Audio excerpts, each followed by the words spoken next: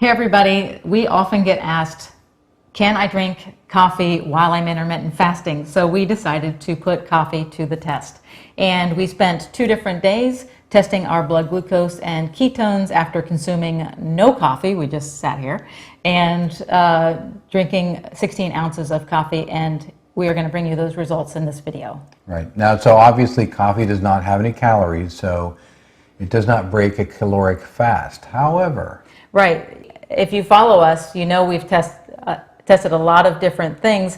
Some of those things were non-caloric sweeteners, and they had some metabolic effect on us, whether it was lowering our ketones or raising our blood glucose. So it wasn't a slam dunk that coffee was, even though it didn't have calories, wasn't going to do anything.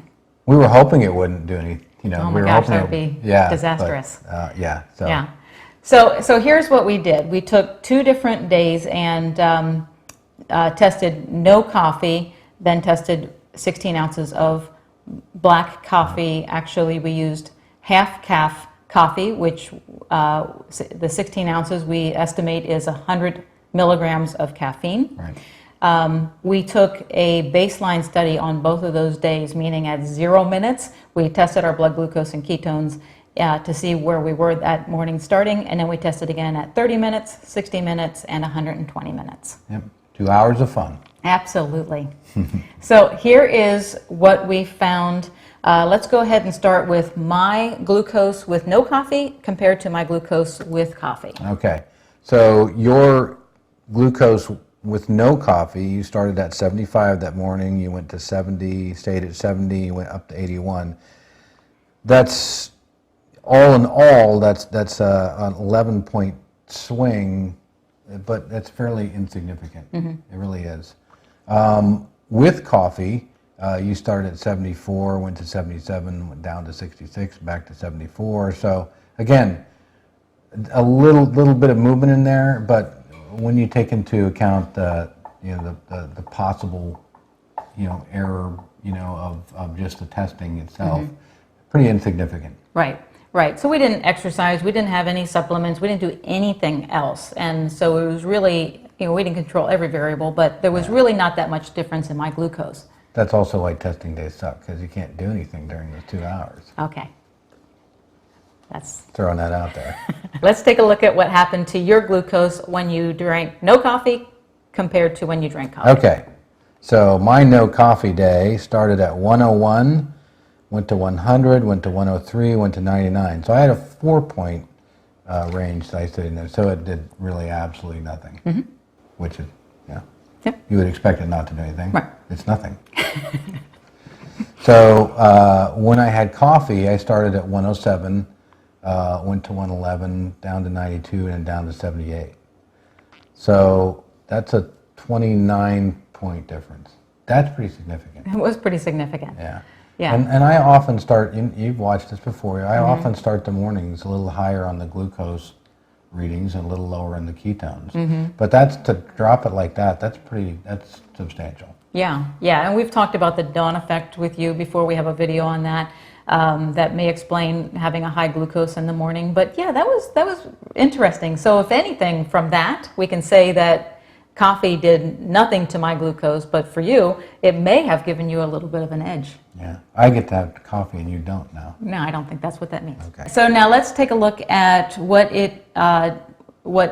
the changes were in our ketones. So my ketones with no coffee compared to my ketones with coffee. All right, so with no coffee, you started at 1.8, very good, of course. 1.7, 1.9, 1.6. So again, stayed relatively stable during that whole time. When you had the coffee, you started at 1.2, you jumped up to 1.6, 1.6, and then to 2.1. So a substantial increase again, ketones, when you drank coffee. Yeah, and that was black coffee, so there was nothing mixed in it. So there you go, I can have coffee too. Okay. I guess we can both have coffee. Let's take a look at what happened to your ketones when you did not drink coffee when compared to drinking coffee. Okay, so my ketones started, and we just said my ketones. A lot of times I'm not in ketosis, technically at the first thing in the morning. I started at 0.4, went to 0.3, went to 0.4, went to 0.4. So I stayed pretty much the same that entire time on the morning that we'd had no coffee. If you look at my ketones when we had coffee, I started at 0.3, another stellar morning, and that dropped down to 0.2 and 0.2 and 0.2. So again, you know, it just stayed pretty steady. It didn't do anything to my ketones at all. Right.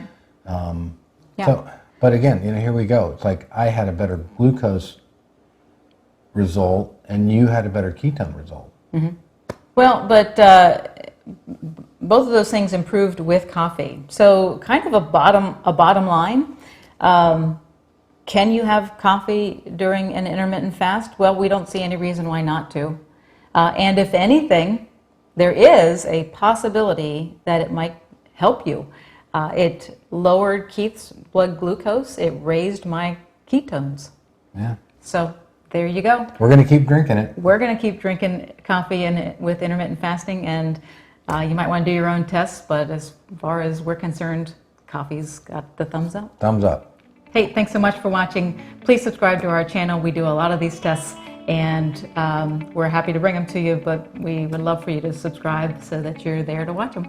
All right. See you next time. All right, bye-bye. We decided to put it to the test, and I forgot what I was going to say next, so. We like coffee.